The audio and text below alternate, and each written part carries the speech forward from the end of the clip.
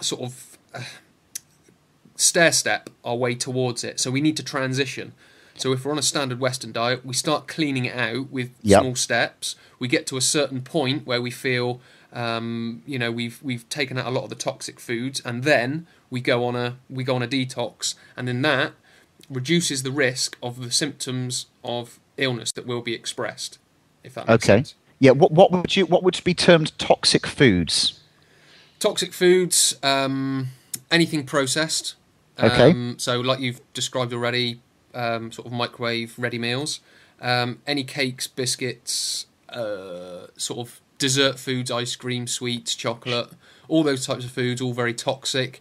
Meat, dairy, all very toxic. And it's just cleaning it out and replace or sort of substituting it with sort of cleaner foods such as, vegetables, low sugar fruits, water, salts, and those types of foods. Cool. Right. Okay. Cool. So, if someone was to clean up their diet, and then they were to do that for a few weeks, then after a few weeks of cleaning up the diet, that would be enough to start the body detoxifying to a degree, and then perhaps it would be worth going on a detox program after a certain period of time. Yeah, absolutely. And what if this particular person had a reasonable amount of fat storage and they'd been on a standard diet? Is the chances that their fat storage is full of toxins? Yes. Okay. Yep. Yeah. Basically, as I described earlier, the fat cells will go around and just mop up sort of acidic waste from diet and lifestyle. So a lot of stored body fat for most people is not down to the what I would term the basic calorie myth.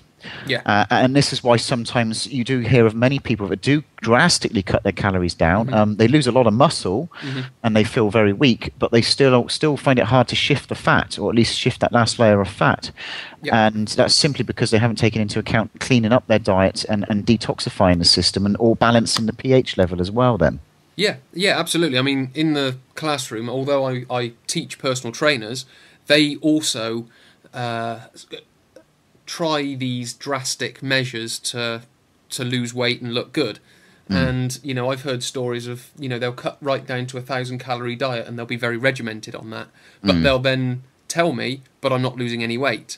And I've heard many stories of that. I've worked in a gym. I've worked in with members who have been there the whole time that I've been there, and they've not changed shape at all. Right.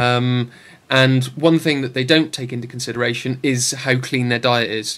They'll talk to me and say, yeah, it's healthy as per what the government say. Okay, so I'm eating this, I'm drinking this is what the government are telling me to do, but nothing's happening. And that's because the government or the sort of the governing bodies of nutrition, they don't necessarily take into account the detoxification process that the body goes through and sort of aligning with that with regards to diet. So have you heard of or had first-hand experience with people that have not really counted calories but basically focused on cleaning up their diet and balancing their pH level of their diet and have lost fat quite quickly? Yeah. I'll give you a little story about one of my clients. Now, there is another added element to this, and she came to me. I can't remember how much she weighed, but she wanted to lose 1.5 stone in 3 months.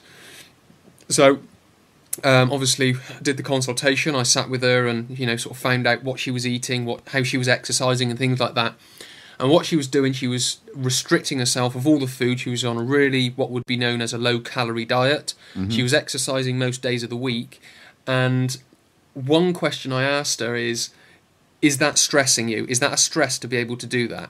Yeah. More like a mental stress. And she said, yes, it is, because I don't know how I'm going to eat so little. And how was she functioning on that diet? I mean, was she tired, lethargic? And Yeah, she works.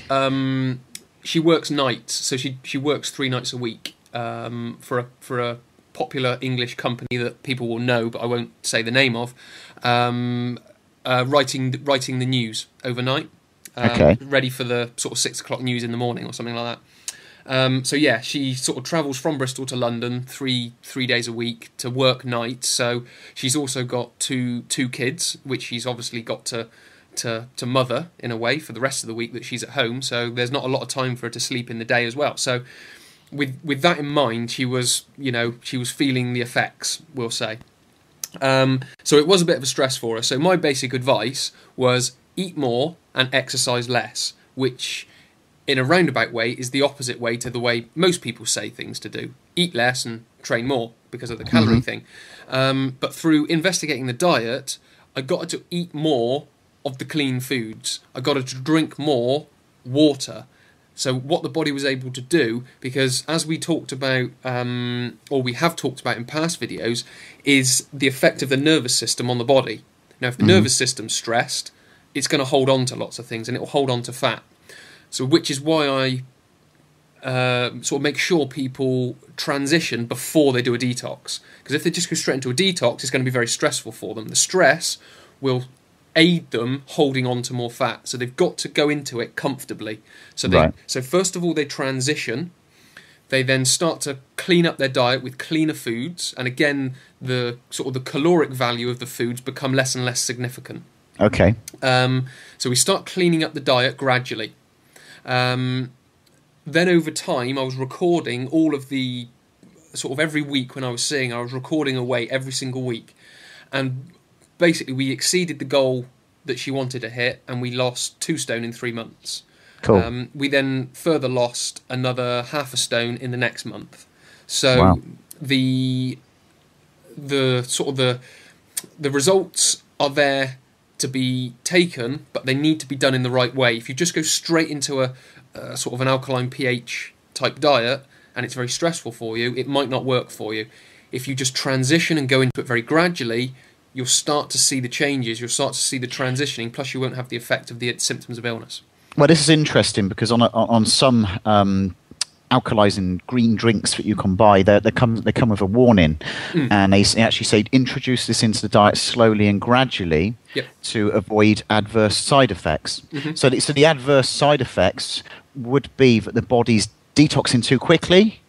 And then making yourself ill. Is that the side effects they're talking about? I mean, I wouldn't call them side effects. I'd call them a natural process. Okay. That's why your body does it. Your body works perfectly. So if it's given the materials to detox, it will. If it's given a lot of sort of a material to detox with, and there's a lot to detox, you'll feel it. If you give it a little bit of material to detox with, it will detox a little bit. It all depends on how you do it. So that transitioning, you're sort of what's the word?